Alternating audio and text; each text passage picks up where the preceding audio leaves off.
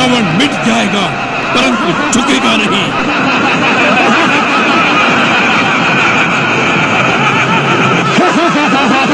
रावण मिट जाएगा परंतु झुकेगा नहीं।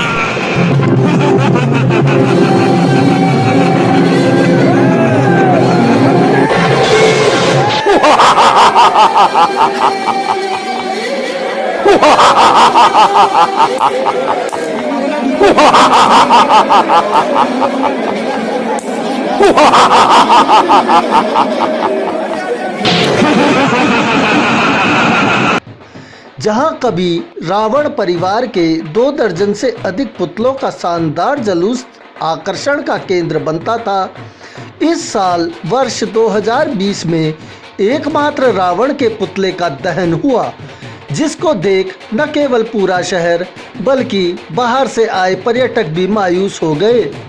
बावजूद इसके यह रस्म भले ही प्रतीकात्मक रूप में लेकिन पूरी आस्था, विश्वास और श्रद्धा के साथ मनाई गई।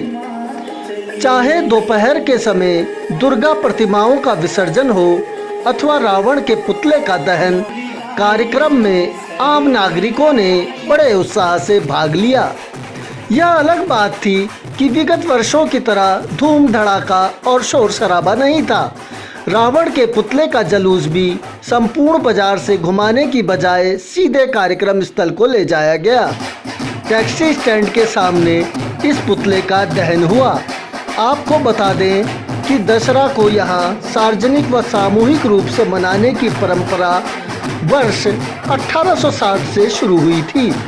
शुरुआत में यहाँ इस पर्व पर राम जुलूस का आयोजन होता था तथा एकमात्र रावण का पुतला बनाया जाता था। साल 1975 तक यही परंपरा कायम रही। 1976 में मल्ली बाजार से मेघनाथ का पुतला निर्माण के साथ ही नई परंपरा की शुरुआत हो गई थी। 1977 में पहली बार कुंभकर्ण का पुतला जौहरी बाजार में बना। इसके बाद लक्ष्मी भंडार ने ताड़िका का पुतला बनाया। 1982 में इन पुतलों की संख्या दर्जन भर हो गई थी। यूँ कहा जा सकता है कि वर्ष 1982 के बाद से इतिहास में पहली बार रावण परिवार के पुतलों का निर्माण नहीं हो पाया और कोरोना ने इस ऐतिहासिक परंपरा को लील लिया।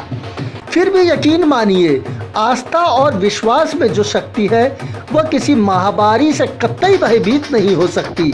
भगवान श्री राम की कृपा से कोरोना रूपी राक्षस का भी इस साल अंत हो जाएगा और वर्ष 2021 का महोत्सव बुराई पर अच्छाई की जीत के प्रतीक के रूप में संपूर्ण भव्यता के साथ आयोजित होगा।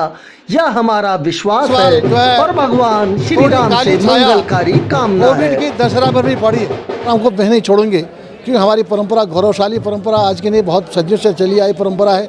उसके बाद भी हमारे जो नौजवानों ने इस परंपरा को जीवित रखा है।